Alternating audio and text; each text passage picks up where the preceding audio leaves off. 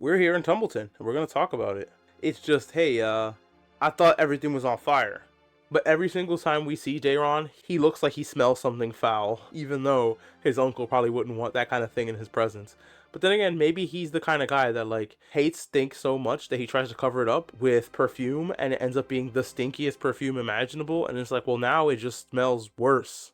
Once again, Rhaenyra has earned fealty points from me by getting rid of the stupid marbles. The small council is smaller than usual. This maester is like the luckiest dude in the Seven Kingdoms. I'm proud of him though. Like, it's not easy to train a maester of this level, especially to get one from Old Town. Now, with all the drama that's going on with religion and stuff, honestly, I'm so glad we get any excuse to go and see Alicent. Alicent's just so good at what she does that I don't even care what the point is of going to see her. I'm glad we get to do it. And they talk about motherhood, and they talk about it within ear's reach of Helena, the joy and the laughter. And I think that they do it because Helena is pregnant again. And this is a bad turn of events because there could be an heir in there. And you know what Rhaenyra thinks about heirs? You can't see me, but I'm dragging my finger across my throat. And Alicent feels that Daron is actually a good boy because she sent him to live not here. Only he is being brainwashed by his shitty uncle. I think that's his uncle. Uncle Ormond's all like, how about some self-loathing? Because you wouldn't be a Targaryen if you didn't have people around trying to use you.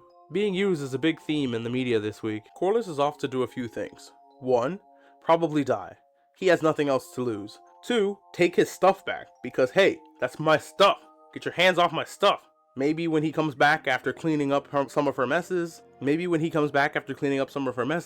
she'll take him more seriously. Hell, I'll leave Alan here in my place as the Hand of the King, so that maybe she understands that he's worth more than just a hull. This is honestly a good first step. However, considering what happens later, I'm not sure she's gonna forgive you for screaming that out in front of a bunch of random people. I believe in his son.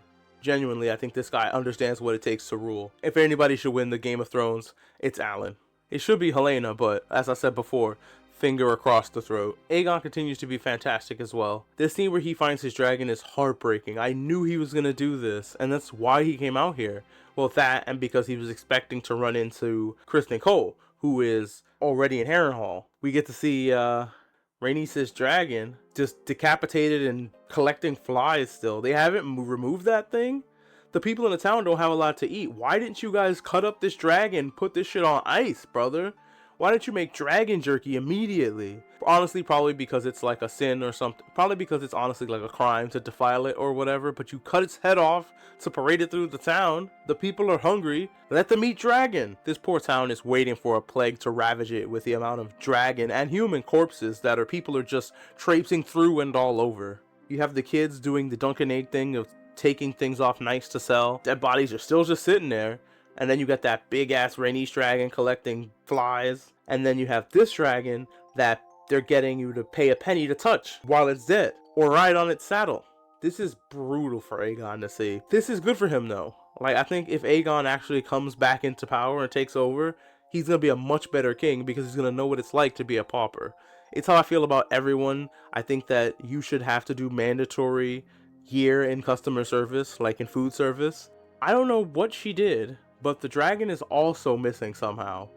I'm assuming that Vhagar is hiding on the Isle of Faces. That's the only thing I could even imagine. I think she might be doing some sort of witchcraft on Aemon if he's still alive. And if not, she has let him bleed out.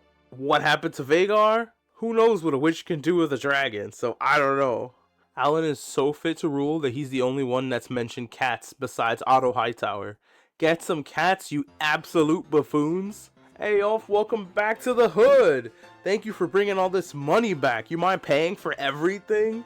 And Ulf's like, I just got this job. I don't get paid for 2 weeks. Aw, Ulf, that's so cute. Anyway, can you give me a pardon? You can talk to the queen, right? You can just give me a pardon?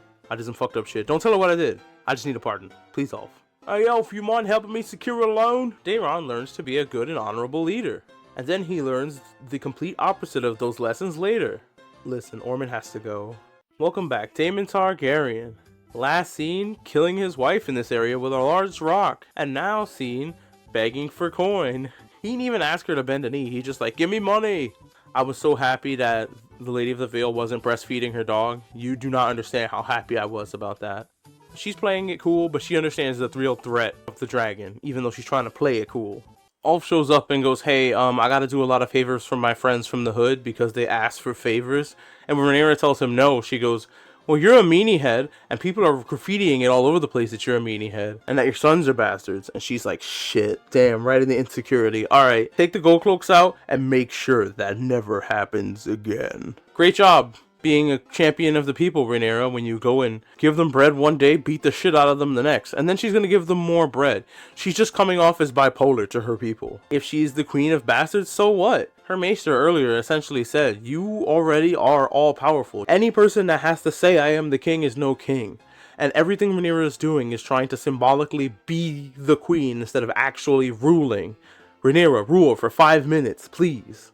Hey, Chuckles is here. I take back what I said. You understand how taxes work. You can stay. I really don't know what else to do. This episode, probably my first, C of the season. It wasn't awful, but it wasn't good either. No real questions were answered. I don't know, man. This was a real bummer. Stay the course. I love you.